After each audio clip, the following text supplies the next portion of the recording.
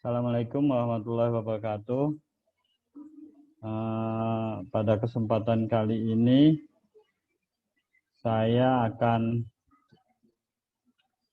menyampaikan tentang kegawat dauratan pada anak.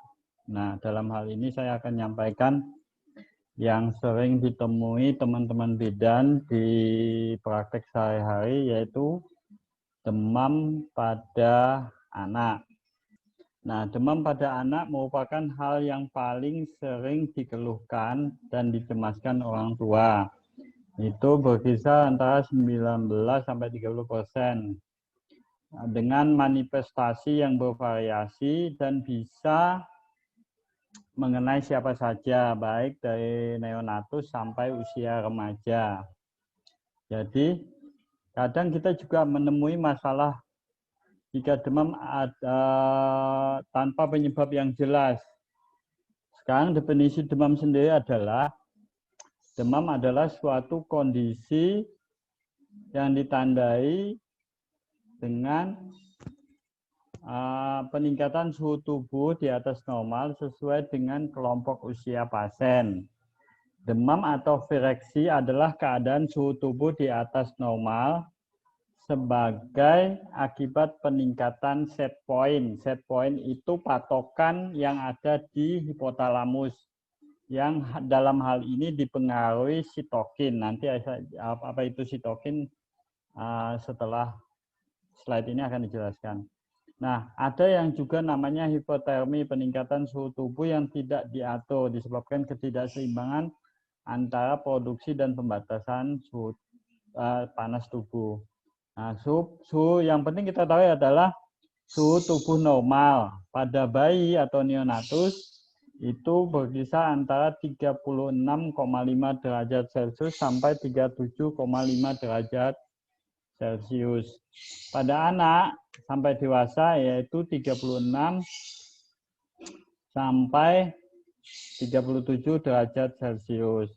Nah, ada juga demam yang tidak selalu terkait dengan infeksi. Misalnya, anak dalam kondisi dehidrasi. Dalam kondisi dehidrasi kadang kita temukan anaknya demam. Padahal itu bukan karena sebab yang lain, karena kondisi dehidrasinya menyebabkan suhu tubuhnya meningkat. Nah, sehingga dalam penata laksanaannya kita memerlukan anamnesa yang baik, pemeriksaan fisik yang cermat untuk menentukan apakah penyebab demam pada anak tersebut. Nah, demam dapat dideteksi dengan pengukuran suhu tubuh pada usia 4 minggu sampai 5 tahun menggunakan termometer aksila atau termometer rektal. Atau kalau kita menggunakan infrared, tympanic thermometer, atau yang sering kita pakai pada kondisi pandemik sekarang adalah dengan termometer yang infrared, atau yang lebih bagus dengan yang dimasukkan di lubang telinga. Nah, itu lebih sensitif, pengukurannya lebih bagus. Nah, ketika kita menemukan anak dalam kondisi demam, kita dapat melakukan penilaian klinis penyakit dengan demam tersebut. Dapat diprediksi resiko penyakitnya berat apa enggak dengan menggunakan namanya Yale Observed Scale. Skala ini terdiri dari 6 kriteria yang berupa evaluasi cara menangis, reaksi terhadap orang tua, variasi keadaan, respon sosial, warna kulit, dan status hidrasinya. Masing-masing item diberi nilai 1. Bila akumulasinya 1, maka dianggap normal. Dari skala itu, ada kalau nilainya 3 dianggap moderat, kalau 5 dianggap berat. Sehingga kita bisa melakukan langkah-langkah antisipatif bagaimana kalau kita mendapatkan anak dengan kondisi demam dengan menilai skala observasinya Sehingga kita menilai, oh klinis penyakit ini seperti apa. Nah, seorang klinisi dapat mengukur tanda vital sebagai penilaian rutin pada anak dengan demam untuk menilai status kegawatan pada anak dengan demam. Nah, itu tadi. Nah, sekarang kita harus tahu patofisiologi kok bisa terjadinya demam. Nah, secara garis besar, nanti kita tahu apa itu. Kita harus tahu dulu apa itu pirogen, suatu zat yang dapat menyebabkan demam. Bentar, saya pindah dulu. Yaitu pirogen eksogen dan pirogen endogen. Nah, kalau pirogen eksogen berasal dari luar tubuh yang mampu merangsang sitokin. Sitokin itu adalah adalah suatu reaksi tubuh yang sifatnya sebagai imunitas. Nah, ada juga namanya pirogen endogen, berasal dari dalam tubuh yang merangsang demam dengan mempengaruhi pusat pengaturan suhu tubuh di hipotalamus.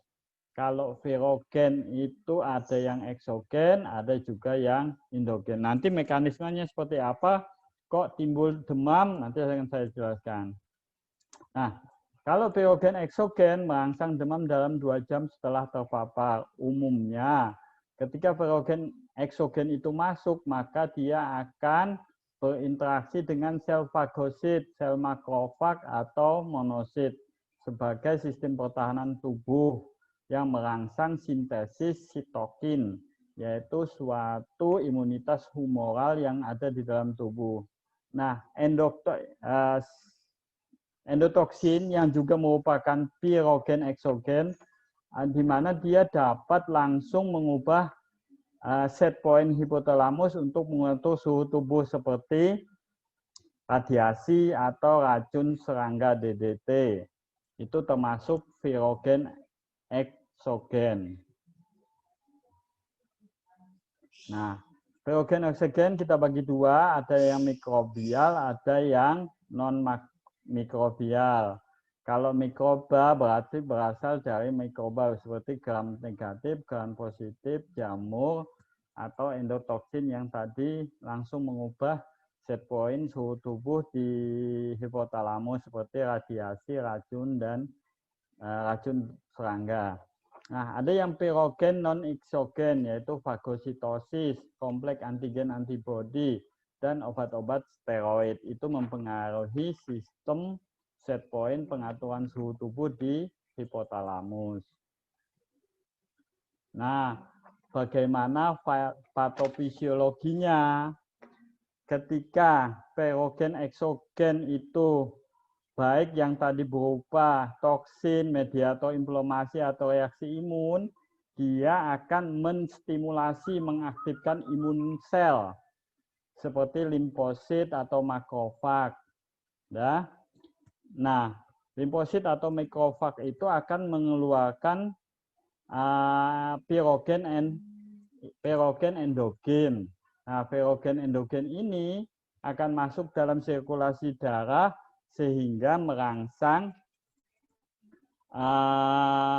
endotelium dari hipotalamus ini yang akan mengeluarkan namanya prostaglandin. Nah, akibatnya dia akan menaikkan set point. Set point itu tempat pengaturan panas. Nah, yang ada di hipotalamus. Sehingga hipotalamus menganggap suhu tubuh yang sekarang itu tidak sesuai dengan set point-nya. Jadi set point itu patokan di mana tubuh mengenali suhu tubuh normalnya. Kalau ketika terjadi proses infeksi dan endogen pirogen itu merangsang endotelial hipotalamus, dia akan mempengaruhi set point-nya sehingga tubuh hipotalamus akan ternyata suhu tubuh saya sangat rendah, maka dia akan menaikkan set point-nya sehingga timbullah demam. Itu secara patofisiologisnya.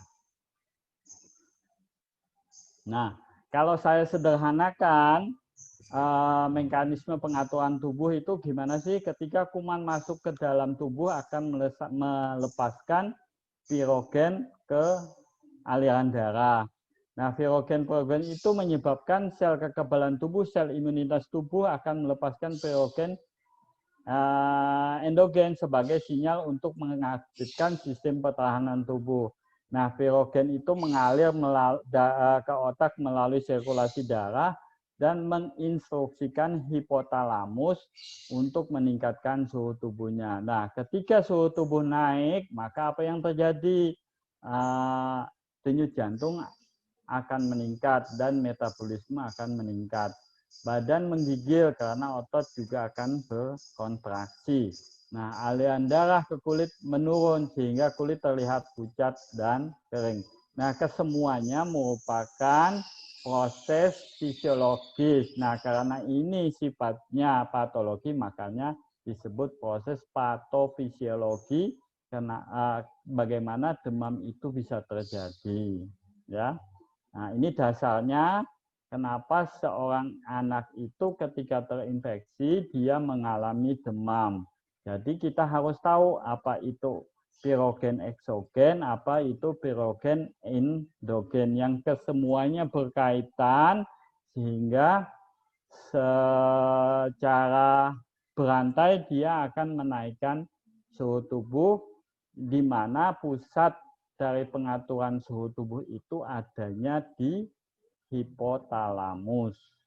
Nah, ini nanti kalau kita tahu patofisiologinya, kita harus tahu, nah bagaimana langkah-langkah, bagaimana hal-hal apa saja yang dapat kita lakukan ketika kita mendapatkan seorang anak mengalami demam.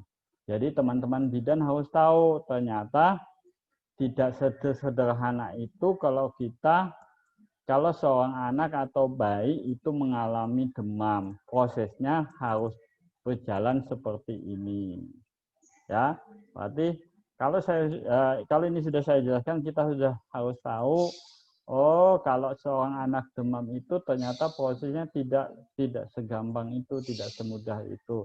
Ternyata ada proses yang sangat rumit yang terjadi di dalam tubuh sehingga seorang anak mengalami demam.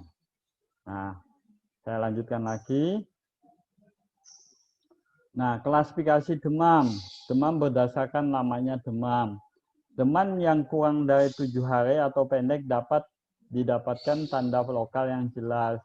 Diagnostik etiologinya dapat ditegakkan secara anamnese, pemeriksaan fisik, dengan atau tanpa bantuan laboratorium. Misalnya, anak dengan peradangan pada tonsil.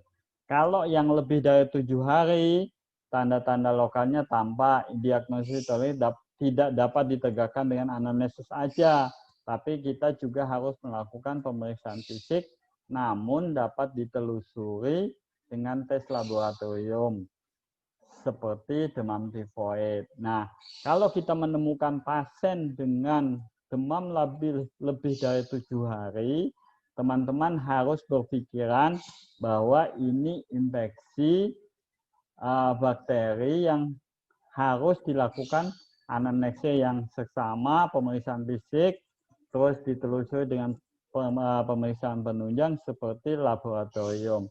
Karena demam lebih dari 7 hari itu ada beberapa kemungkinan penyakit yang dapat kita dapatkan seperti demam tifoid, terus leptospirosis, terus infeksi saluran kencing, terus dapat juga kita dapatkan demam berdarah pada fase kritis, atau dapat juga seperti infeksi saluran kencing tadi sudah, ya, tifoid, terus DHF, leptospirosis.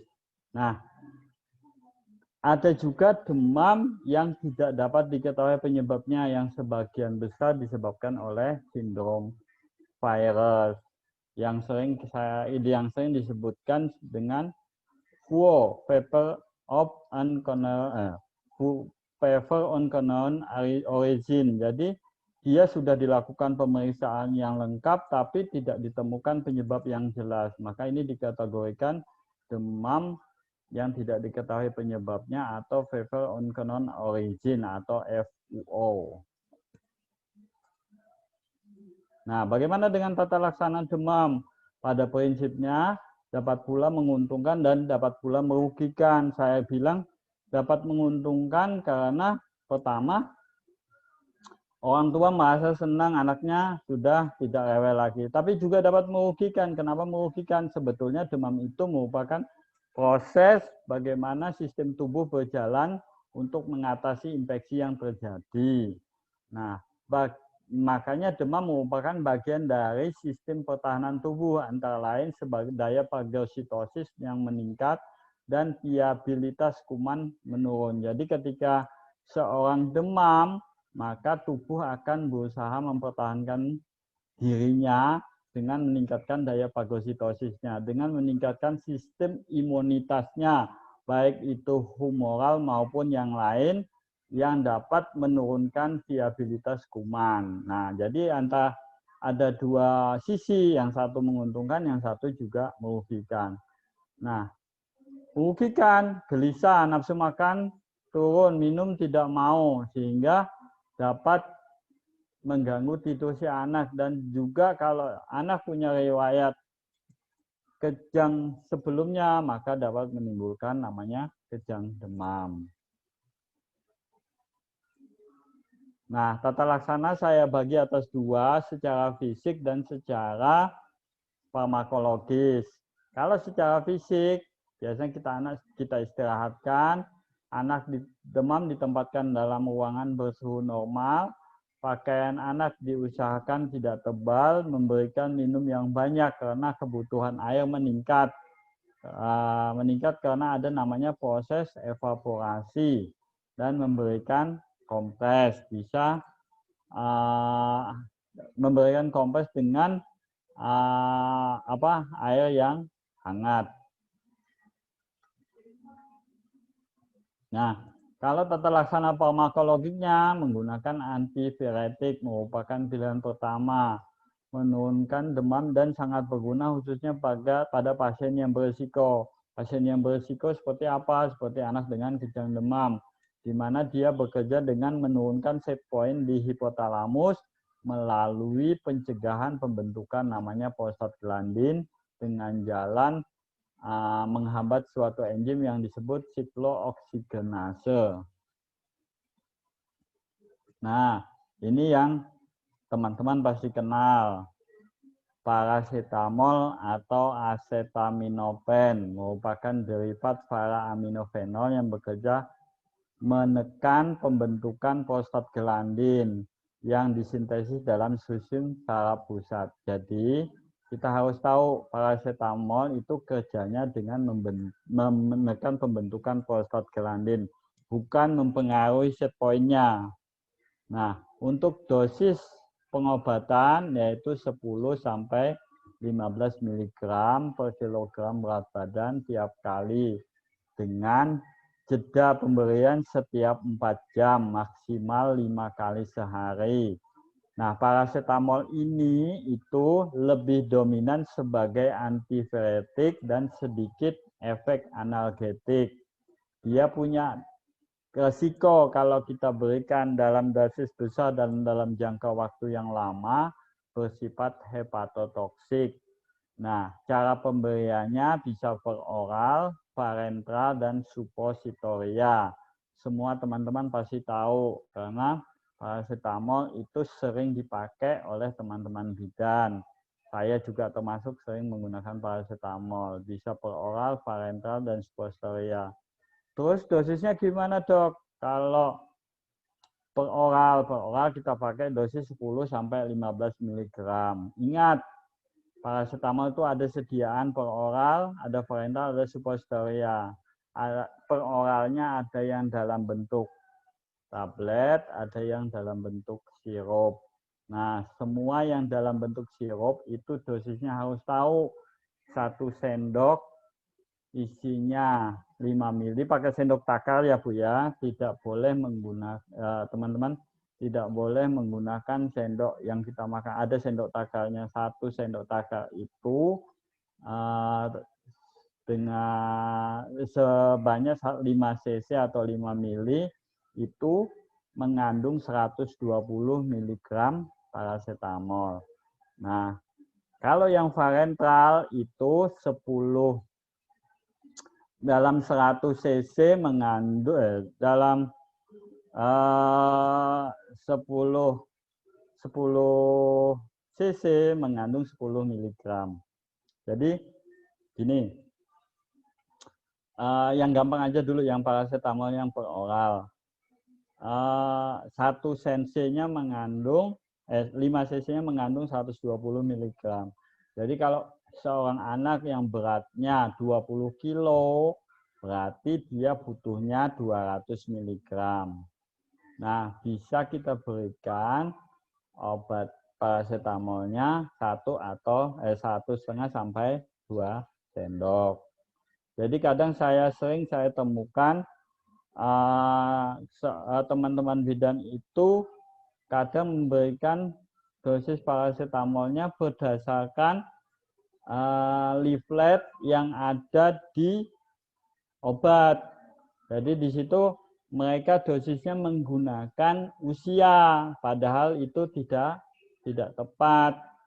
Jadi sekarang harus kita berubah mindset-nya menggunakan berat badan. Kalau berat badannya 10 kilo menggunakan 100 mg. Kalau 20 kilo menggunakan 200 mg.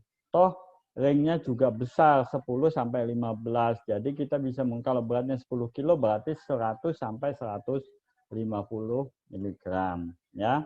Nah, kalau parenteral yang diinfuskan teman-teman yang bekerja di rumah sakit itu biasanya saya langsung ngasih badannya berapa.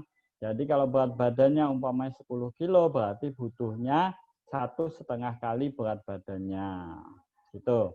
Nah, untuk sediaan suppositoria itu ada 2, ada yang 125, ada yang 250. Dosisnya sama sesuai dengan berat badan ya.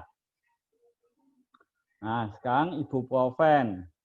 Turunan asam propionat bekerja menekan sama, dia akan menekan pembentukan prostaglandin dan yang disintesis dalam susunan saraf pusat.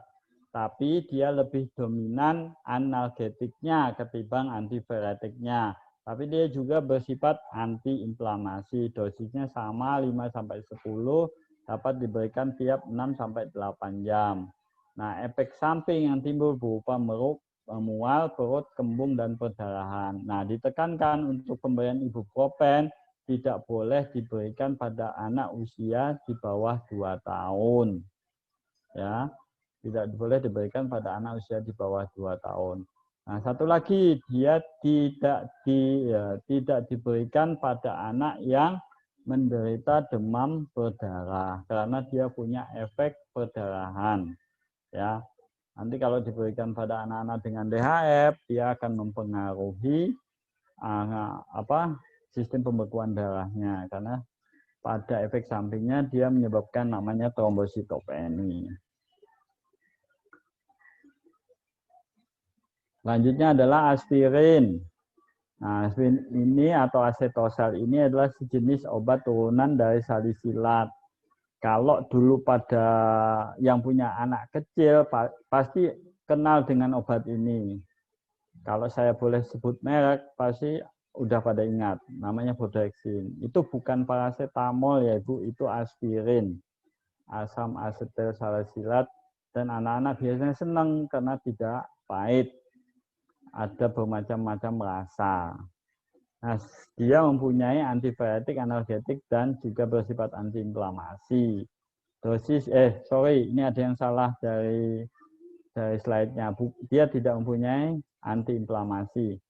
Nah, dosis terapeutiknya lebih tinggi, 10-15 mg per kilogram berat badan, tiap 6-8 jam.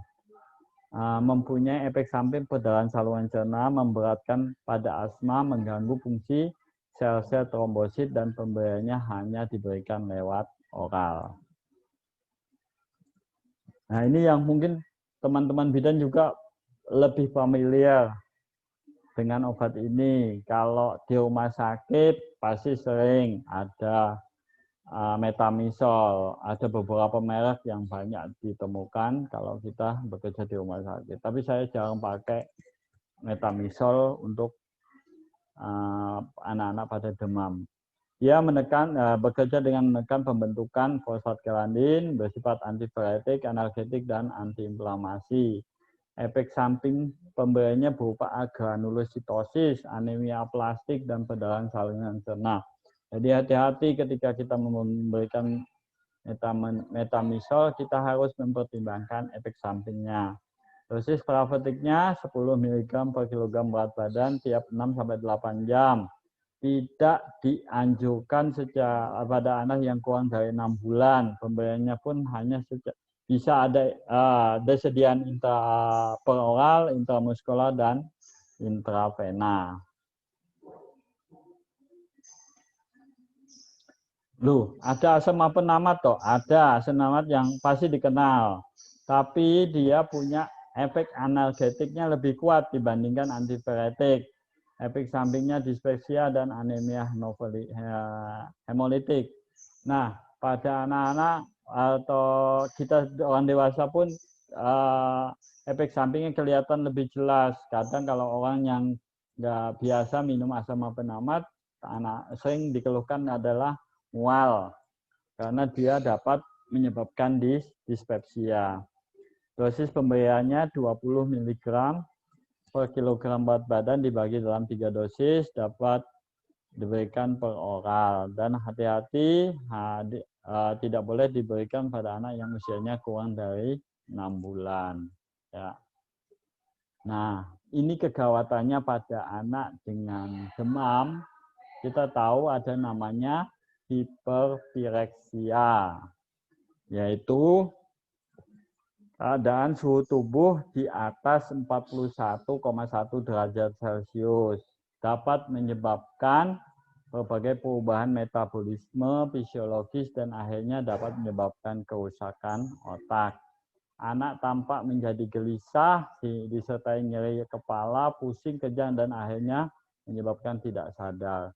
Keadaan koma dapat terjadi bila suhunya melebihi 43 derajat Celcius, dan kematian terjadi pada beberapa jam bila suhunya dapat mencapai 43 sampai 45 derajat Celcius. Ini kegawatan yang harus hati-hati ketika kita menemui anak dengan demam dengan suhu melebihi dari 41 derajat Celcius. Nah, apa akibatnya kalau terjadi hipopireksia? Nah, dia akan berefek pada efek seluler di otak, menyebabkan kerusakan pada membran mitokondria, kerusakan pada DNA, menstimulasi eksitosik mekanisme yang dapat merusak protein denaturasi sehingga protein-protein pembentukan sel itu akan mengalami kerusakan. Sehingga secara organ dia akan menyebabkan iskemik, perdarahan, impak, perubahan inflamasi, dan menyebabkan ödem. Nah, akibatnya lebih lanjut menyebabkan terjadi sistemik efek, yaitu perubahan aliran darah pada otak, terjadi endoktoksinia, dan terjadi namanya translokasi bakteri, perpindahan bakteri yang asalnya dari saluran cerna akan berpindah ke sistem saraf otak. Nah, bagaimana tata laksananya? Anak-anak dengan hipopireksia atau bayi dengan hipopireksia itu tidak mungkin dirawat di bangsal perawatan biasa. Harus dilakukan perawatan di ICU atau PICU atau NICU pada bayi dengan tersedianya alat-alat monitoring tanda vital, asupan, dan pengeluaran, sehingga diketahui nanti harus ada sistem perawatan seperti di ICU. Jadi dihitung kebutuhannya, dihitung kebutuhan cairan, kebutuhan dietnya, dan lain-lain. Pakaian anak harus dilepas, berikan oksigen, berikan antikompulsan bila ada kejang seperti diazepam, terus phenobarbital atau phenytoin. Kalau tidak mampu bisa diberikan dengan midazolam. Berikan antivirotik, acetaminophen atau paracetamol dapat diberikan per oral atau rektal, atau sekalian kita berikan lewat intravena. Berikan kompres pada punggung anak. Ingat, kalau dia hipovireksi bisa diberikan kompres es. Tapi kalau dia hanya demam biasa, boleh dengan kompres hangat. Bila timbul keadaan menggigil, itu kita bisa menggunakan klopomazin dengan dosis 0,5 sampai 1 mg per kilogram berat badan. Untuk menurunkan suhu organ dalam dapat diberikan namanya NGT lewat lambung dengan NaCl 0,9 dingin, sehingga dapat menurunkan suhu tubuhnya. Dapat juga dengan enema. Bila timbul hipovireksi maligna, itu dapat diberikan namanya dantrolen. Dantrolen itu sebetulnya tidak spesifik untuk menurunkan demam. Jadi dia off-label, tidak diindikasikan untuk demam. Tapi dia mempunyai efek yang dapat mengatasi namanya hipovireksia maligna. Ini biasanya dipakai oleh teman-teman neurologi, teman-teman spesialis saraf menggunakan dantrolen bukan sebagai obat untuk menurunkan demam, tapi obat yang dipakai untuk penyakit-penyakit neurologis. Nah, sekian, terima kasih. Untuk demam, kita lanjutkan dengan tanya jawab.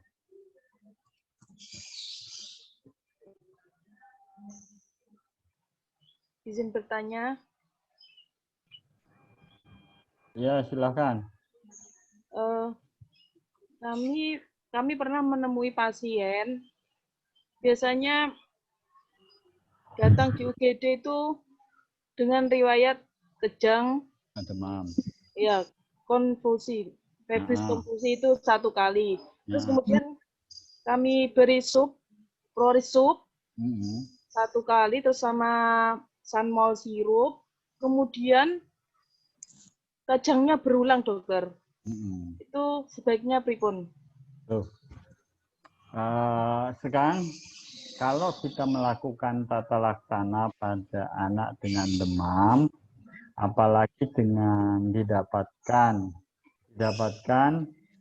dengan riwayat kejang demam atau datang dalam kondisi sedang kejang. Jadi apa sih sebetulnya yang harus kita lakukan? Apa sih yang harusnya kita kerjakan? Ya, kita atasi dulu kegawatannya. Problemnya bukan masalah demamnya. Demam memang penyebabnya. Kausanya kejang demam itu karena peningkatan suhu tubuh yang memicu ambang batas kejang seorang anak sehingga dia menimbulkan kejang. Nah, sekarang kalau anaknya dalam kondisi kejang, apa sih yang harus kita kerjakan? Atasi dulu kejangnya. Kejangnya harus dipotong, bukan demamnya yang diturunkan. Nah, ketika kejangnya berhenti, baru demamnya yang diturunkan.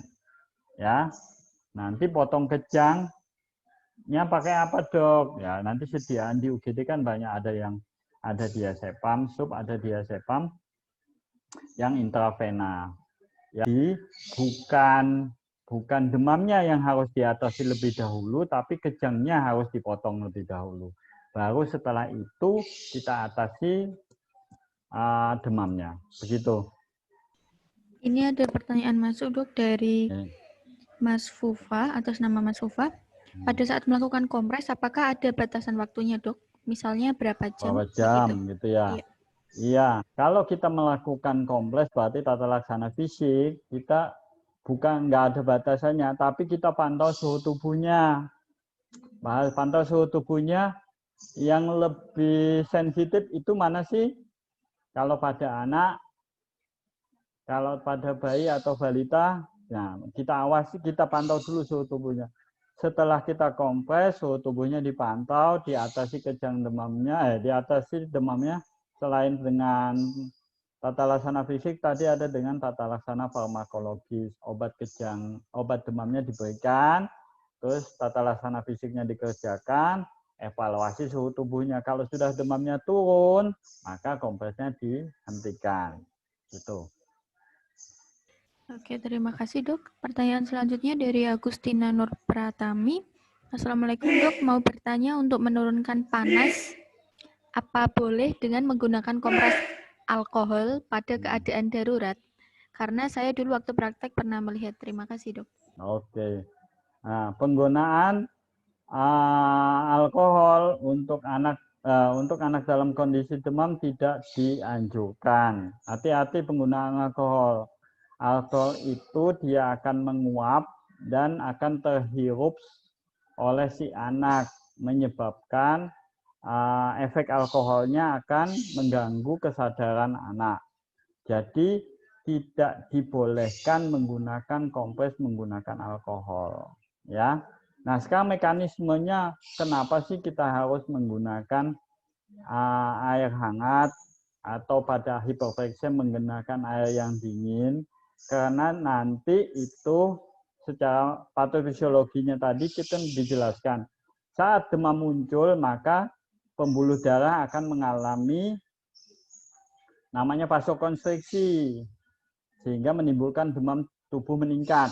Nah, ketika kita kompres, maka diharapkan pembuluh darahnya melebar, sehingga dia akan menurunkan suhu tubuh. Ya, jadi tidak dianjurkan menggunakan alkohol karena akan berakibat terjadinya gangguan kesadaran pada anak karena terhirup uap alkoholnya. Itu. Terima kasih. Oke, terima kasih dok. Pertanyaan selanjutnya dari Desi Fitriani. Permisi dokter, izin bertanya. Saya dari kelas kerja dokter, kenapa anak yang pernah riwayat kejang harus lebih ekstra berhati-hati lagi, takut anak tersebut terjadi kejang kembali? Apakah anak yang pernah mengalami kejang saat dewasa bisa mengalami kejang kembali saat demam? Terima kasih dok. Ya. Terima kasih pertanyaannya.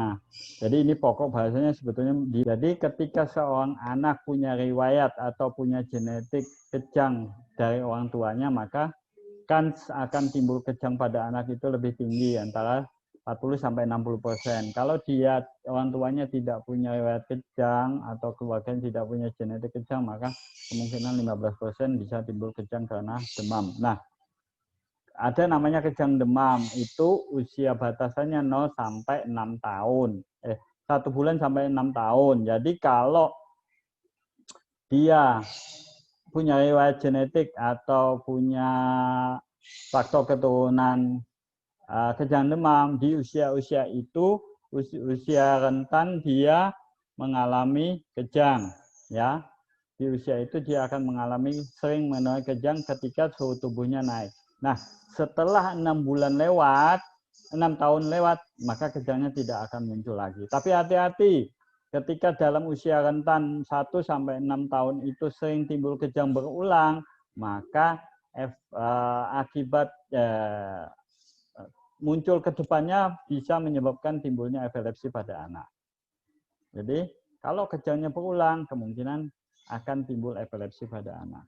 Nah, kita harus bedakan antara kejang demam sama epilepsi. Kalau kejang demam, kalau kejangnya dalam 1 kali 24 jam berulang 2-3 kali, itu bukan tidak termasuk kategori kejang demam kompleks. Tapi kalau dalam 1 kali 24 jam hanya 1 kali, itu kejang demam simpleks. Ya.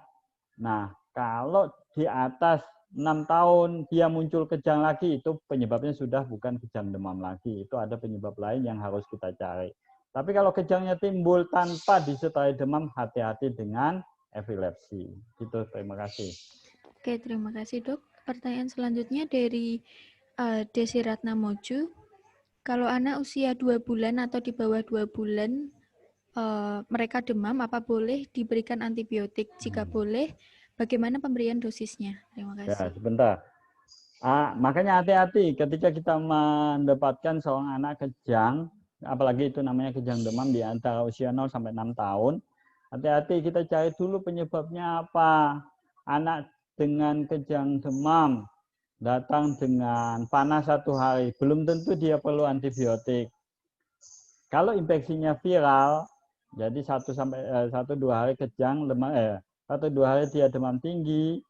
Kalau dia punya riwayat kejang, dia akan muncul kejang demamnya. Tapi belum tentu dia penyebabnya adalah bakteri. Nah, makanya hati-hati dengan pemberian antibiotik. Jangan-jangan antibiotik yang kita berikan tidak ada manfaatnya. Pastikan dulu penyebab demamnya itu apakah karena infeksi bakteri ataukah karena infeksi virus. Kalau dia infeksi bakteri, ada tempatnya penggunaan antibiotik. Tapi kalau dia infeksinya virus, tidak ada tempat penggunaan antibiotik. Ada pertanyaan, pada anak yang pernah riwayat kejang demam, apakah mesti berulang kembali pada saat demam? Ya, bisa berulang kembali. Jadi masing-masing anak itu tergantung ambang batas kejangnya. Ada anak yang kejangnya sampai 39-40 tapi dia tidak demam, tapi ada juga seorang anak yang suhu tubuhnya cuma 37 sampai 38,5 dia sudah kejang ya. Tergantung apakah dia punya riwayat kejang demam sebelumnya. Ya. Jadi tidak semua anak yang demam harus mengalami kejang demam. Tapi kalau dia punya riwayat kejang demam sebelumnya kemungkinan muncul lagi ya. Oke dok, pertanyaan selanjutnya lanjutan dari Mbak Desi tadi. Lalu kalau cuma demam biasa, obat apa yang diberikan untuk anak umur 2 bulan dok? Ya, paling baik itu pilihannya menggunakan paracetamol. Sedianya ada sirup, ada yang drop, tergantung berat badannya. Jadi tadi sudah dijelaskan bagaimana dosis pemberian paracetamol. Boleh diberikan 4-5 kali dalam 24 jam. Oke dok, terima kasih. Berikutnya dari pertanyaan dari Afida, untuk pasien menggigil, seberapa pentingkah pemberian CBZ dan pada keadaan menggigil seperti apa pasien harus diberikan CBZ? Ya, CBZ merupakan obat pilihan untuk mengatasi hipervireksi, yaitu di mana batasannya 40 derajat Celcius suhu tubuhnya, 41 derajat Celcius suhu tubuhnya. Jadi biasanya kalau dengan pemberian paracetamol atau metamisol tidak mengalami perbaikan, biasanya kita berikan klorpromazin. Jadi tidak untuk menggigil sebetulnya, dia hanya diberikan untuk yang hipervireksi. Loh, kok muncul menggigil? Menggigil adalah reaksi tubuh bagaimana tubuh mengatasi kalau kita mengalami demam.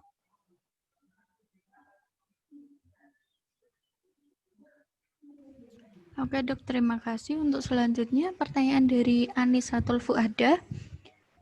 Melanjutkan penjelasan dari tadi, dokter tadi, pemberian kompres hangat dan kompres dingin pada febris bagaimana dok? Ya, tadi sudah dijelaskan kalau dia hipervireksi kita harus dengan menggunakan kompres dingin karena suhu tubuhnya di atas 41. Tapi kalau dia hanya demam biasa bisa menggunakan kompres hangat ya. Jadi bedakan penggunaan kompres dingin sama penggunaan kompres hangat. Kalau kompres hangat diberikan pada pasien-pasien dengan demam biasa, bukan demam yang hipervireksi. Begitu, terima kasih. Oke dok, terima kasih. Pertanyaan selanjutnya dari Lilis Rohmatun Nikmah. Sediaan atau cara pertama apa dok yang bisa dilakukan atau diberikan pertama ke anak yang kejang dan demam dalam hal ini fasilitas kesehatan butuh waktu lebih dari 4 jam untuk menuju ke vaskes tersebut. Terima kasih. Ya, kalau kita menjumpai seorang anak dengan kejang demam dan kebetulan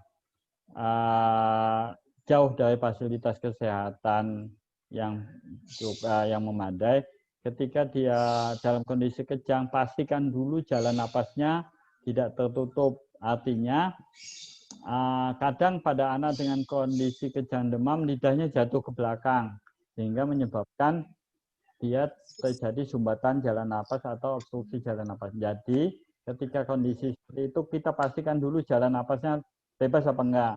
Terus karena kondisinya tidak memungkinkan untuk potong kejang atau obat potong kejangnya tidak ada, ya kita harus atasi selain jalan napasnya kita turunkan demamnya. Nah, pada kejang demam biasanya kalau yang simplek itu 1 sampai 15 menit kejangnya akan berhenti. Beda pada anak yang dengan kejang demam kompleks akan lebih lama. Ya. Ini pertanyaan selanjutnya dari Meilaningsih. Jika ada anak yang mengalami riwayat kejang pada saat demam, lalu pada saat jadwal imunisasi DPT, orang tuanya tidak ingin anaknya diimunisasi DPT karena DPT dapat mengalami demam. Jadi orang tuanya takut kalau kejangnya terulang lagi. Bagaimana tindakan kita sebagai seorang tenaga medis ya dok untuk memberitahu orang tuanya? Terima kasih. Ya. Untuk anak yang punya riwayat kejang demam, dan salah satu efek samping dari DPT adalah dia menyebabkan demam. Maka dianjurkan untuk memberikan imunisasi yang aseluler, bukan yang whole imunisasi. Nah, ini biasanya pada vaksin yang ada DPT-nya. Jadi disarankan untuk menggunakan vaksin yang tidak menimbulkan demam. Dan biasanya ada di rumah sakit sama di dokter praktek swasta. Itu, terima kasih. Oke, terima kasih dok. Selanjutnya ada pertanyaan dari Afida. Bagaimana dengan pemberian diazepam injeksi yang diberikan secara rektal yang sering kita jumpai di puskesmas karena diazepam parektal tidak ada? Iya, betul.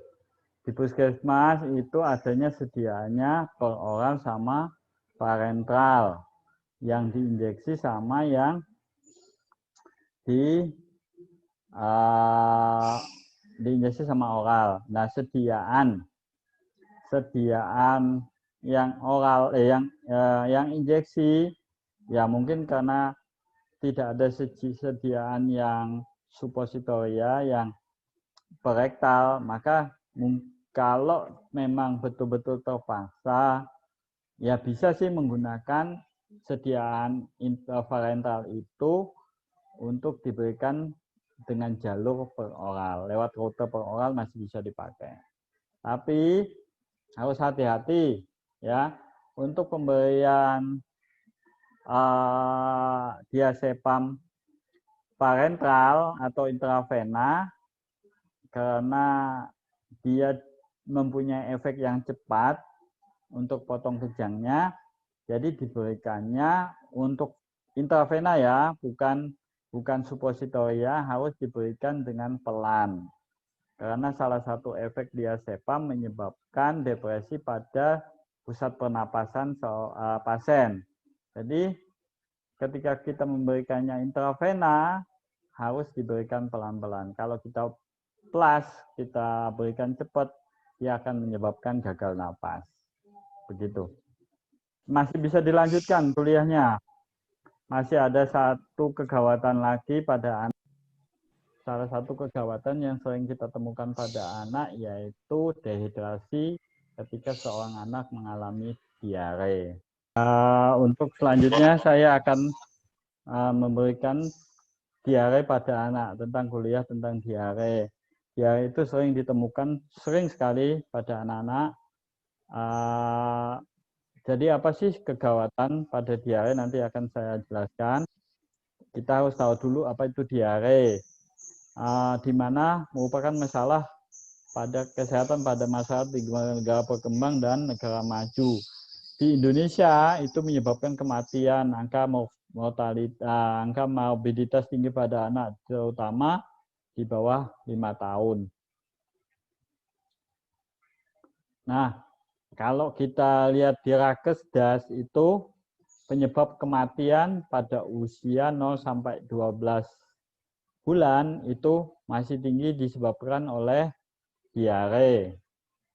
Terus pada anak 1 sampai 4 tahun itu sekitar 29%. Ya.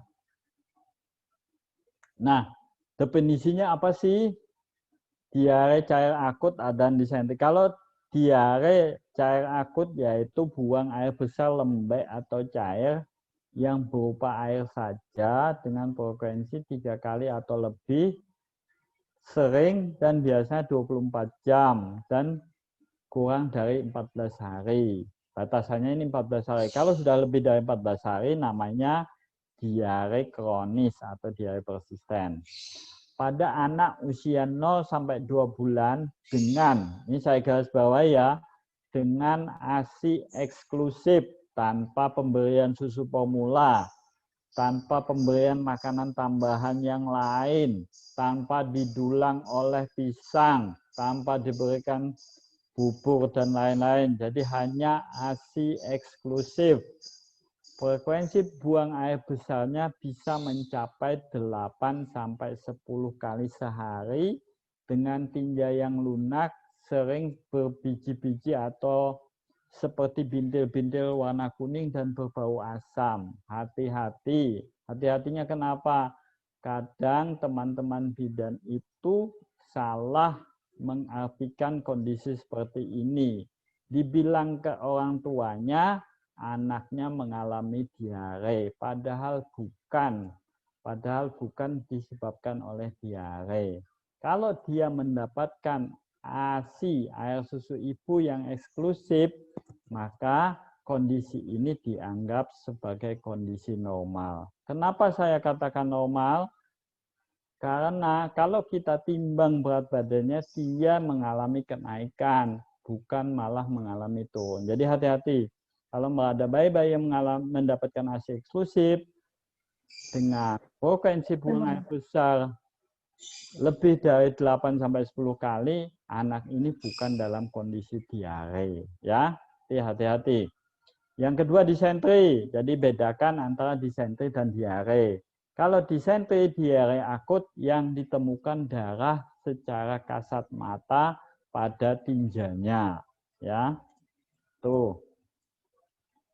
Etiologinya. Jadi teman-teman di Jogja itu melaksanakan penelitian, ternyata 80% diare pada anak itu disebabkan oleh viral. Penelitian di 6 rumah sakit sentra pendidikan di Indonesia, 55% kasus diare akut pada balita itu disebabkan oleh viral, terutama rotavirus.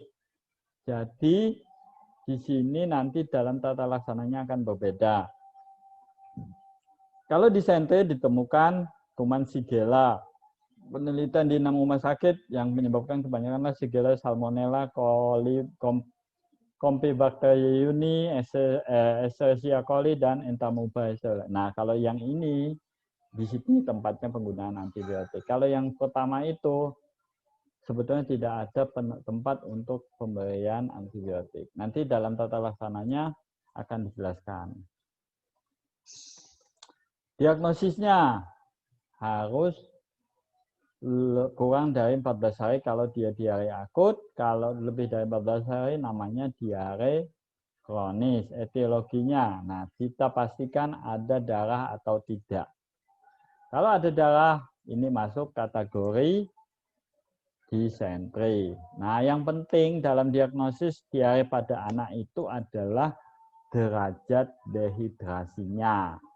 Asupannya per oral masuk apa enggak, frekuensi dan volume buang air kecilnya bagaimana, frekuensi serta volume tinjanya banyak apa enggak, pernah diperiksa atau mengkonsumsi obat-obat tertentu apa enggak. Nah, ini saya akan sharing pengalaman aja ketika saya pendidikan, ketika menemukan pasien dengan diagnosa diare, anamnesisnya harus detail. Anamnesisnya harus detail.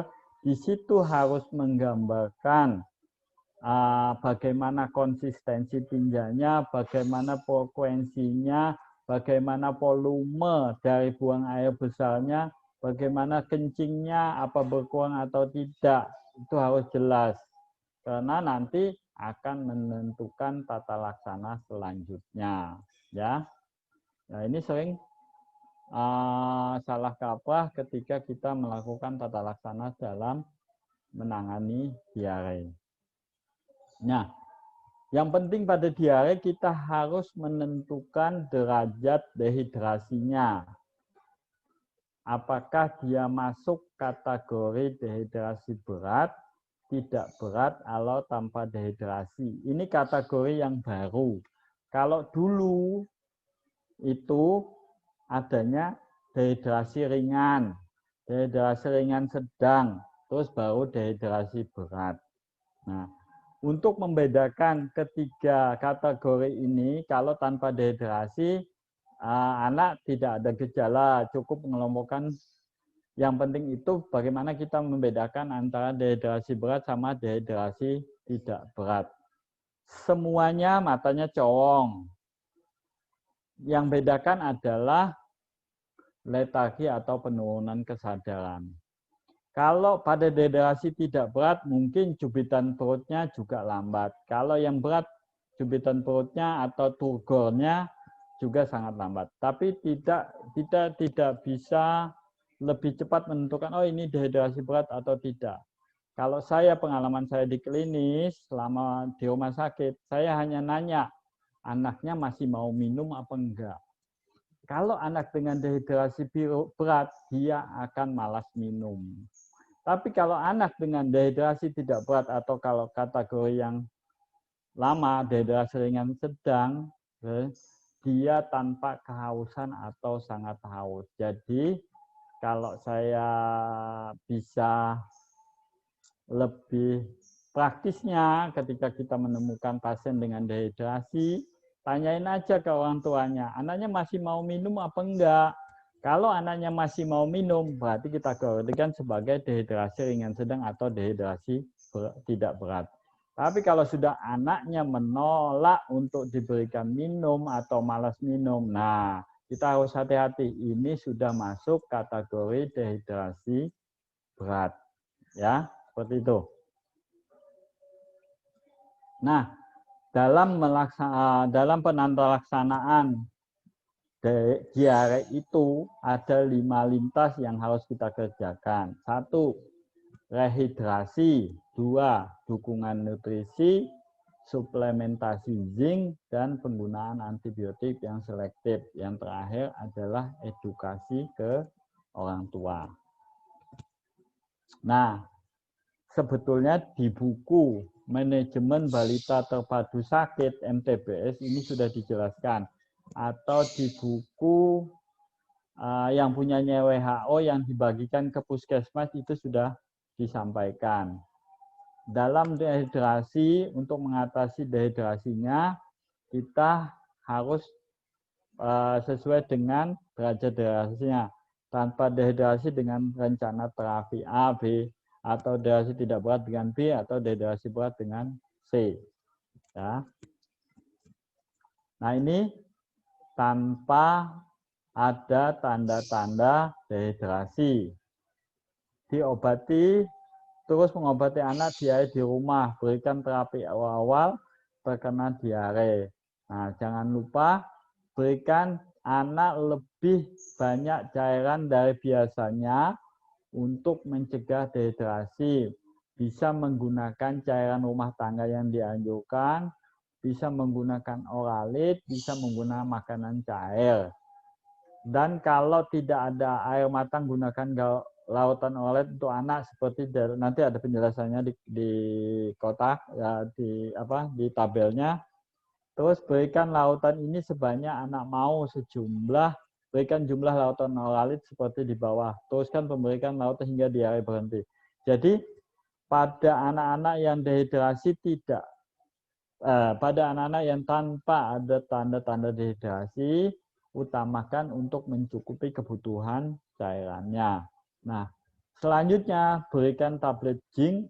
Tablet zinc ini nanti sesuai dengan rekomendasi yang diberikan oleh Ikatan Dokter Anak Indonesia atau yang diberikan oleh WHO dengan dosis. Kalau anak di bawah umur 6 bulan, berikan 10 mg per hari.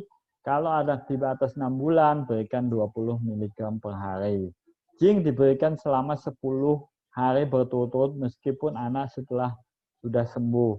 Cara pemberiannya tablet itu dilautkan dalam air matang. Ia itu seperti effervescent, jadi nanti dia akan laut sendiri. Nah, ini harus dijelaskan ke orang tua. Nah, tapi yang perlu diingat, yang tidak ada di sini adalah zinc itu punya efek samping mual. Hati-hati. Kalau saya sering pada pasien, saya anjurkan untuk diberikan ketika anak mau tidur atau mau istirahat, biasanya pada malam hari.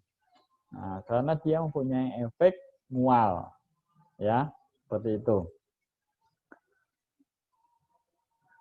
Berikan makanan untuk mencegah kekurangan gizi, bawa anak kepada petugas kesehatan bila tidak membaik dalam 3 hari. Anak harus diberikan oralit di rumah apabila setelah mendapatkan rencana terapi B atau C. Nah, bagaimana dengan terapi B atau terapi C? Nah, sebelum itu kita bahas dulu tentang apa itu oralit. Jadi dulu ada oralit yang baru, ada oralit yang sekarang yang lama. Ya, yang sekarang itu komposisinya lebih tinggi natrium, kalium, glukosa, kalium, sitrat. Beda dengan oralit yang dulu, karena oralit yang dulu itu dipakai pada pasien-pasien yang mengalami disentri, ya, seperti itu. Jadi komposisinya beda antara yang sekarang, yang baru dengan yang lama. Nah, ini plan B.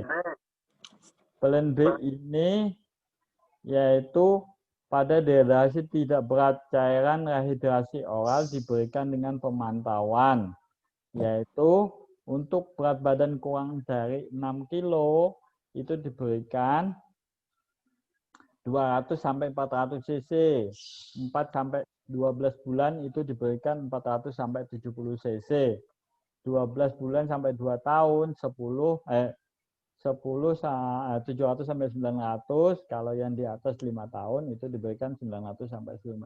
Nah, kalau di sini biasanya saya ambil patokan yang lebih biar gampangnya, itu tergantung berat badannya. Jadi kalau saya pada anak dengan dehidrasi tidak berat dengan rencana plan B itu berikan 70 cc 70 cc per kilogram berat badan selama 4 jam. Jadi umpamanya dia berat badannya 10 kilo, berarti berikan 700 cc oralit dalam 4 jam. Jadi diberikannya pelan-pelan, tidak diberikan sekaligus. Karena kadang anak-anak dengan diare itu disertai dengan muntah. Nah, jika anak minta minum lagi, karena sudah diberikan rehidrasi oral, berikan minum sedikit demi sedikit. Jika anak muntah, tunggu 10 menit, lalu lanjutkan kembali rehidrasi oral. Lanjutkan ASI kapanpun anak minta. Jadi ASI-nya jangan di stop. Setelah 4 jam, nilai lagi kondisinya masih tampak dehidrasi apa enggak. Bila ibu harus pulang sebelum selesai rencana terapi B, jadi ini dikerjakan biasanya di puskesmas.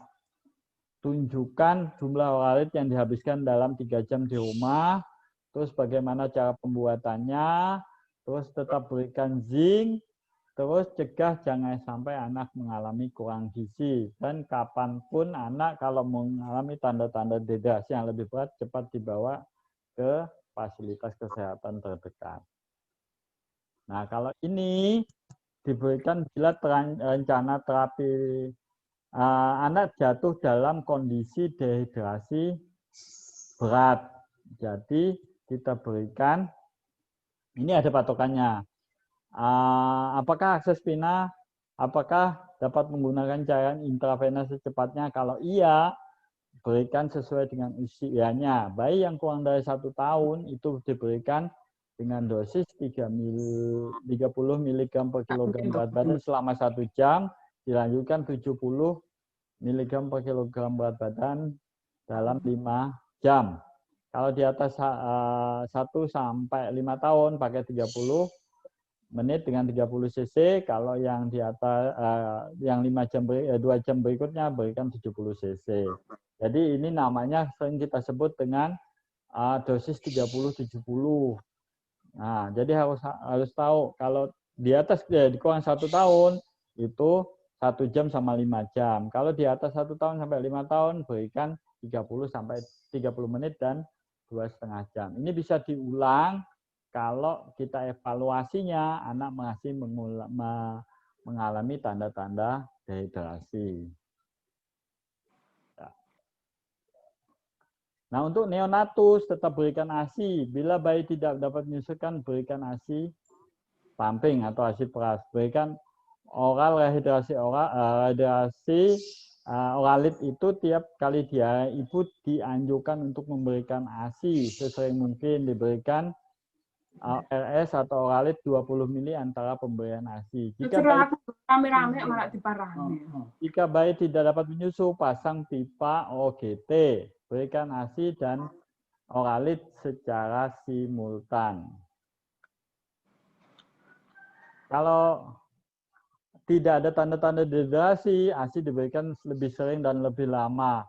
Bila ada tanda dehidrasi dan ada tanda-tanda sepsis, karena bayi kecil itu mudah mengalami sepsis, pasang jalur intravena, sesuaikan dosis dengan plan C. Ya. Tanda dehidrasi sudah ditemukan, diare tidak ada lagi, cairan dosis rumatan. Tanda dehidrasi tidak ada, nanti diare masih, cairan rumatan ditambah 10 ml tiap diare. Dan evaluasi secara berkesinambungan atau kontinu. Nah, bagaimana dukungan nutrisi? Tetap diteruskan sesuai dengan usia anak, menu sama pada anak sehat. Jadi tidak ada namanya lagi anak dengan diare harus dipuasakan. ASI tetap diteruskan, frekuensi lebih sering dan biasanya tujuan mencegah terjadinya gizi buruk, adanya pembaikan nafsu makan. Ingat, pada anak diare yang disebabkan oleh virus, tidak ada tempatnya penggunaan susu rendah laktosa. Jadi makanya sini ditekankan tetap diteruskan sesuai umur anak, menu sama pada anak sehat. Nah, kadang diiming-imingi dengan penggunaan susu low laktosa, padahal tidak ada indikasi anak itu diare karena intoleransi laktosa. Ini yang sering saya temukan di rumah sakit. Nah, tadi kita sempat bersinggungan dengan ORS, oral rehidrasi. Ya, kita menggunakan oralit. Pada diare itu kehilangan cairan dan elektrolit sehingga perlu direhidrasi. Makanya sering pada diare itu didapatkan hipernatremia.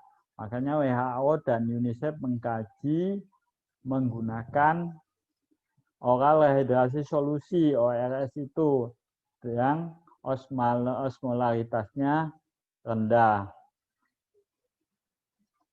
Kalau oralit lama, tadi sudah saya sempat singgung, untuk kolera, kalau yang baru, untuk kolera bisa, buat yang diare akut biasa juga bisa.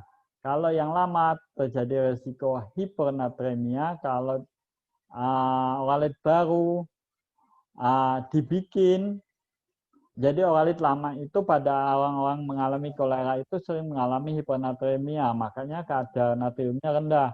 Tapi kalau pada oralit yang baru dibuat karena banyak laporan, itu anak-anak yang mengalami diare itu mengalami hipernatremia.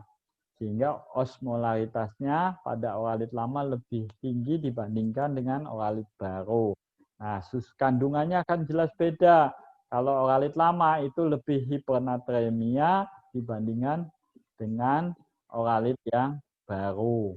Yang lain sama, kecuali kadar glukosanya pada yang oralit baru lebih rendah. Osmolaritasnya pun lebih rendah dibandingkan pada oralit lama. Nah, ini mungkin bukan sesuatu yang baru lagi buat teman-teman bidan. Apa itu zinc? Zinc penting untuk pada anak diare. Sekarang itu dinamikanya zinc tidak hanya digunakan untuk diare, zinc juga untuk diberikan pada anak-anak yang mengalami infeksi saluran nafas atas, infeksi saluran nafas bawah. Bahkan pada era pandemi sekarang, zinc itu dipakai untuk anak-anak penderita COVID-19.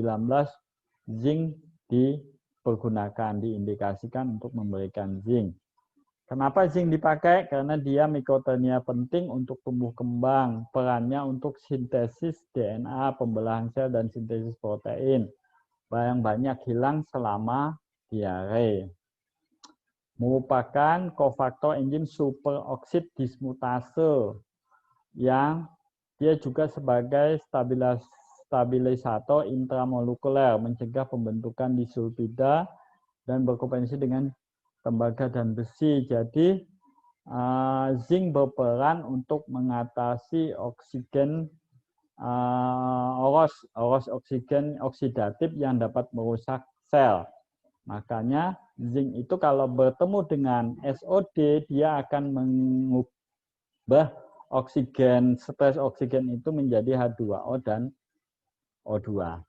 Nah, zinc juga mampu menghambat nitric oxide dan oleh enzim nitric oxide sintase tipe 2. Karena nitric oxide itu akan merusak sistem permukaan, sel-sel pada permukaan saluran cerna. Nah, bagaimana suplementasi zinc? Pemberiannya itu mengurangi lama dan beratnya diare, mencegah berulangnya diare selama 2-3 bulan, mengembalikan nafsu makan anak. Nah, pada pemberian zinc itu juga sebetulnya bermanfaat untuk meningkatkan nafsu makan anak. Dosisnya pada anak itu tadi sudah dijelaskan sempat saya singgung di atas, di bawah 6 bulan 10 mg, di atas 6 bulan 20 mg. Diberikan selama 10-14 hari berturut-turut meskipun anak sudah sembuh, ya. Tapi kadang-kadang orang tua langsung anaknya sudah sembuh, suplementasi zincnya di stop. Padahal sangat dianjurkan untuk diberikan 10-14 hari walaupun kondisi anaknya sudah benar-benar sehat. Nah, tadi peran zinc adalah sebagai antioksidan, penguat sistem imun, aktivasi limfosit T, menjaga keutuhan epitel usus. Jadi pada diare kan terjadi kerusakan epitel saluran cerna. Dengan adanya zinc, dia akan menjaga supaya fungsi epitel usus itu berjalan dengan baik. Nah, saya ambilkan penelitian peran zinc pada diare pada anak. Di situ disimpulkan bahwa penggunaan zinc secara oral itu menguntungkan untuk mengurangi volume diare, frekuensinya, durasinya, terus aman, efektif, dan mudah dijangkau. Artinya harganya enggak juga mahal untuk penderita diare, sehingga sangat efektif dan simpel untuk tata laksana pada anak dengan diare. Ini penelitian di India. Ini saya cuplikan satu. WHO dalam rekomendasinya pada anak diare itu harus diberikan zinc. Tadi di tata laksana kita pakai rekomendasinya WHO. Nah, ini yang sering ibu-ibu mungkin sering bertanya, dok bagaimana dengan probiotik? Itu salah tulis. Probiotik adalah mikroorganisme yang bila dikonsumsi pola akan memberikan dampak positif bagi kesehatan manusia dan merupakan galuh flora usus normal yang dapat diisolasi dari tinja manusia sehat. Jadi kalau kita cek pada anak-anak normal, pada orang yang tidak dalam kondisi diare, di saluran cernanya itu ada flora usus atau flora normal yang berfungsi menguntungkan saluran cerna pada orang-orang sehat. Nah, Organisasi Pangan Dunia atau FAO dan WHO mendefinisikan bahwa probiotik itu sebagai mitokondria hidup yang bila dikonsumsi dalam jumlah yang adekuat sebagai bagian dari makanan yang memberikan dampak menguntungkan pada kesehatan. Nah, saya ambilkan ada penelitian tahun 2013 bahwa probiotik menguntungkan untuk mengurangi lamanya diare, volumenya diare, dan lamanya episode diare, sehingga bisa dikombinasikan dengan pemberian zinc pada anak-anak dengan diare. Walaupun probiotik ini belum dikeluarkan rekomendasinya oleh WHO maupun Ikatan Dokter Anak Indonesia. Ini penelitian kakak kelas saya di Karyadi, dia berkesimpulan bahwa pemberian probiotik itu efektif menurunkan durasi dan frekuensi diare. Probiotik dapat digunakan sebagai terapi tambahan pada diare akut. Nah, itu tentang saya sebutkan sedikit tentang penggunaan probiotik. Nah, lanjut ke pilar yang keempat, yaitu antibiotik yang selektif. Hanya diindikasikan untuk diare berdarah atau kolera. Pada disentri, berikan antibiotik selama 5 hari yang sensitif terhadap segala menurut pola kuman setempat. WHO itu menggunakan ciprofloxacin. Tapi pada anak-anak masih masih belum dipergunakan untuk ciprofloxacin, kecuali memang kondisinya betul-betul diperlukan menggunakan ciprofloxacin. Pantau selama 2 hari pengobatan, ada demam atau diare berkurang, darah dalam fesesnya bagaimana, peningkatan nafsu makannya gimana. Secepatnya hentikan antibiotik bila kondisinya membaik. Tidak membaik, hentikan pemberian antibiotik sebelumnya dan berikan antibiotik yang sensitif terhadap sigela berdasarkan area setempat. Biasanya kita menggunakan metronidazol atau kombinasi dengan ampicillin. Jika kedua jenis antibiotik tersebut di atas tidak memberikan pemberian, maka amati kembali adanya penyulit atau penyebab selain disentri. Selain disentri ya ada, misalnya intoleransi laktosa atau yang lain. Pasien rawat jalan dianjurkan pemberian cephalosporin generasi 3 seperti cefixime. Jadi penggunaan antibiotik harus benar-benar sesuai dengan indikasi, tidak serampangan dalam penggunaan antibiotik. Karena salah satu penggunaan efek antibiotik dia akan akan menyebabkan diare, yang disebut diare karena penggunaan antibiotik. Tidak membaik atau bertambah berat, muncul tanda-tanda komplikasi yang lain. Nah, ini harus dipertimbangkan, harus diperhatikan kalau ada masalah.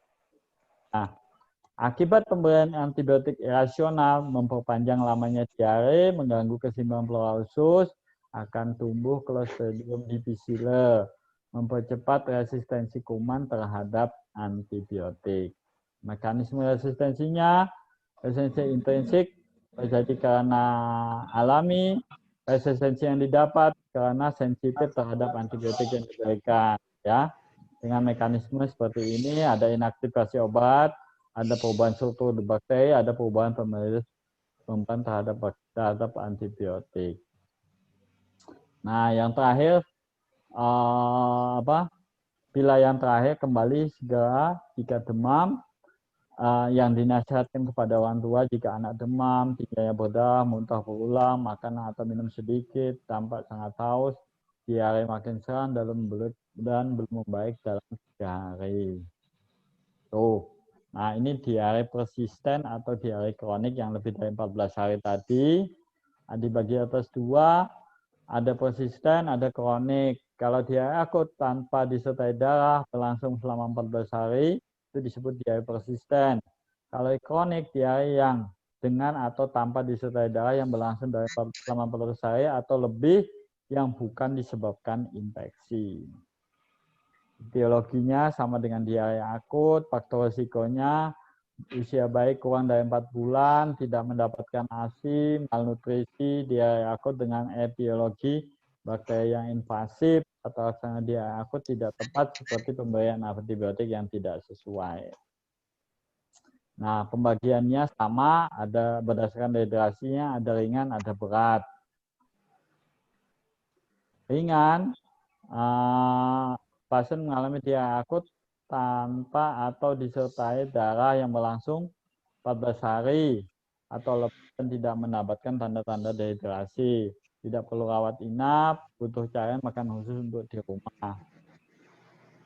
Ringan, perlakukan pasien seperti rawat jalan, berikan mikronutrisi dan vitamin. Nah, ini suplemen vitamin yang dianjurkan. Ada zat besinya, ada asam folatnya, ada zinknya, ada vitamin A-nya. Biasanya pada kalau ibu-ibu teman-teman tuh rajin, harus vitamin itu berikan, perhatikan komposisi apa yang dikandung dalam sediaan obat vitamin tersebut. Nah, untuk pencegahan dehidrasi, berikan cairan sesuai dengan plan A. Jadi kembali lagi ke tata laksana yang untuk rehidrasi. Indikasi identifikasi adanya infeksi spesifik. Jadi kepada pasien-pasien dengan diare persisten itu jangan berikan antibiotik secara rutin. Infeksi non pencernaan kalau ada gejala-gejala sepsis, nah itu harus diberikan antibiotik yang sesuai. Kalau infeksinya di pencernaan, oral atau diare berdarah efektif untuk segela. Jadi gini, diperhatikan. Jadi diare itu bisa ekstraintestinal atau yang memang intestinal, intraintestinal. Ada anak-anak yang awalnya memang infeksi saluran napas atas atau infeksi saluran napas bawah, dia timbul diare. Jadi diarenya itu bukan problem dari intestinalnya, tapi problem dari ekstraintestinalnya. Jadi dalam tata laksananya kita bukan mengatasi infeksi saluran cernanya, tapi atasi kausanya, atasi ispanya. Kalau ispanya selesai, maka diarenya akan berhenti sendiri. Atau memang infeksi di saluran cernanya, berikan tata laksana sesuai dengan penyebabnya. Misalnya kalau ada infeksi diare yang berdarah, gunakan antibiotik yang sesuai. Nutrisi pada pasien diare persisten ringan, hati-hati kesulitan dalam mencerna yang berasal dari hewan. Sarankan orang tua untuk mengurangi susu hewani. Nah, ini yang dimaksud kenapa kita harus hati-hati memberikan susu formula. Nah, untuk susu ini hanya diindikasikan pada pasien memang betul-betul diare persisten. ASI tetap diberikan, berikan lebih sering dan lebih lama dari biasanya. Nah, mengkonsumsi susu hewani, carilah cara untuk mengganti susu hewani dengan produk susu yang fermentasi, mengandung laktosa yang lebih sedikit dan lebih dapat ditoleransi. Nah, tadi saya singgung bahwa pengganti susu dengan LLM itu hanya dipakai pada diare yang persisten. Tidak memungkinkan mengganti susu atau memang dia tidak bisa dengan susu, harus tetap dengan susu hewani, batasi penggunaannya. Campur susu dengan sereal pada anak-anak, jangan ditambahkan air. Artinya jangan diencerkan lagi, tetap dengan sesuai dengan takarannya. Berikan makanan pelengkap sesuai dengan usia anak. Berikan makanan kecil dan frekuensi yang lebih sering. Kontrol 5 hari setelah itu kita lakukan pengkajian ulang. Nah, kalau yang berat perlu rawat inap. Tata laksananya sesuai dengan tata laksana pasien diare dehidrasi berat. Ya, seperti itu. Nah, untuk antibiotik kita biasanya menggunakan metronidazol dengan dosis 7 7,5 mg per kilo 3 kali sehari selama 5 hari. Ya, jadi sedikitlah berbeda dari teman-teman yang lain. Jadi kalau kita memberikan, tadi saya singgung tentang paracetamol, sekarang penggunaan antibiotik, selalu gunakan dosis obat itu berdasarkan berat badan. Dok, tapi kan saya nggak apal-apal. Ya nanti lama-lama terbiasa kalau seperti itu. Jadi jangan berdasarkan umur, gunakan berdasarkan berat badan. Karena sering saya dapatkan penggunaan antibiotik, penggunaan obat turun panas, penggunaan obat-obat yang lain, kadang dosis obatnya tidak sesuai dengan berat badannya atau bahkan over antibiotiknya dibandingkan dengan berat badannya. Begitu, terima kasih. Assalamualaikum warahmatullahi wabarakatuh.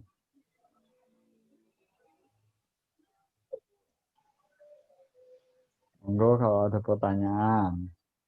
Karena penggunaan Elvio atau Lactobit tadi sudah saya singgung.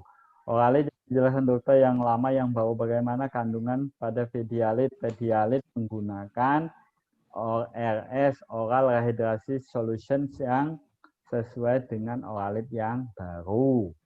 Ya, karena kolera itu sudah jarang ditemukan pada penderita di Indonesia. Ya, izin bertanya, pada anak setelah mendapatkan pengobatan diare tidak BAB dalam 43 berbahayakah? Hati-hati, kadang dia telah mendapatkan antibiotik. Salah satu efek antibiotik kalau kuman flora ususnya berkurang, tidak seimbang, maka akan sering menyebabkan konstipasi. Nah, satu lagi hal yang sering saya pesankan, titip ke ibu-ibu bidan, jangan sekali-sekali menggunakan loperamid atau colistin, ya, karena berefek akan menimbulkan konstipasi yang berlanjut menjadi obstruksi. Mungkin sempat viral kasus yang di Bojonegoro menggunakan loperamid. Ya, hati-hati. Tuh. Terus pertanyaan lagi. Untuk pemberian suplementasi zinc, apakah bila pemberian tidak sesuai habis, misalnya diberikan 10-14 hari atau dosisnya kurang berlebih, apakah mempengaruhi? Kalau diarenya sudah sembuh sih nggak mempengaruhi, karena saluran cernanya sudah baik. Tapi alangkah baiknya, karena salah satu efek zinc dia akan meningkatkan nafsu makan, akan meningkatkan sistem imunitas pada saluran cerna si anak. Ya, seperti itu.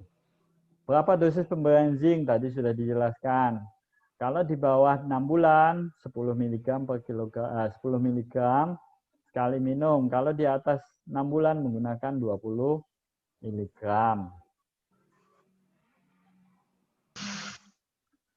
Batasan pemberian probiotik, berapa lama probiotik bisa diberikan pada anak mengalami diare. Jadi ingat, kenapa WHO tidak mengeluarkan rekomendasi tentang penggunaan probiotik?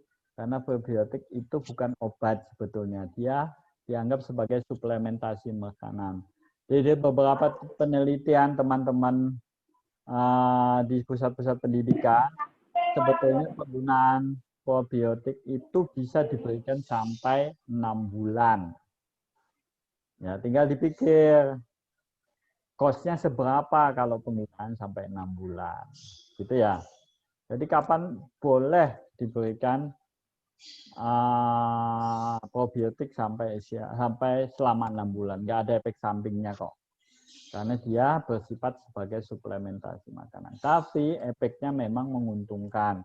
Pada penderita diare akan mempercepat lamanya diare. Pada penderita ISPA dia akan mempercepat proses penyembuhan. Tapi dia bukan sebagai obat, tapi sebagai suplementasi makanan. Lagi.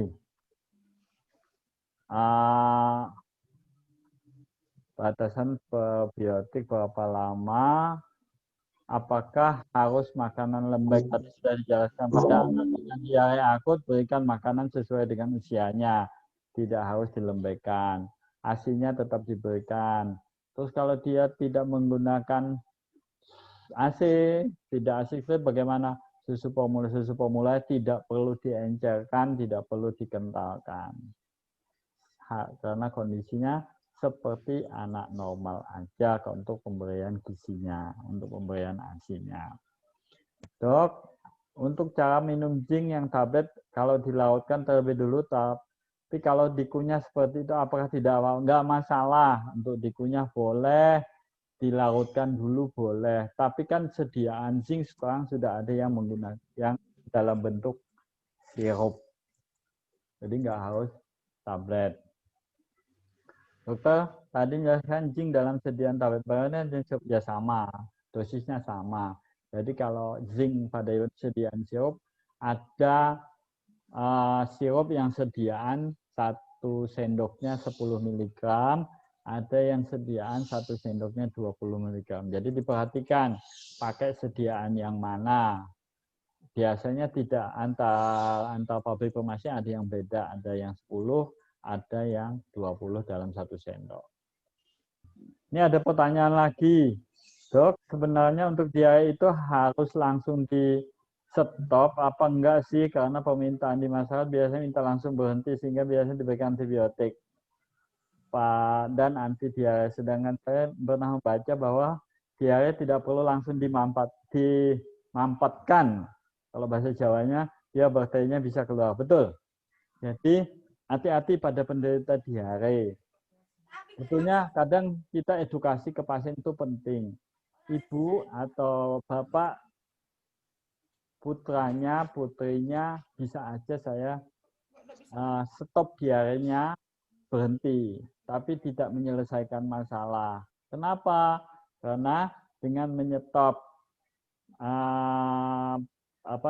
diare secara tiba-tiba, artinya bisa aja seperti penggunaan loperamid, penggunaan coalenpectin gitu nggak masalah. Cuman efek samping seperti apa yang akan timbul berikutnya? Anak jadi kembung atau berakibat dia menjadi ileus obstruktif. Kalau nggak ada pertanyaan lagi, kuliah saya selesai untuk hari ini. Begitu ya. Terima kasih.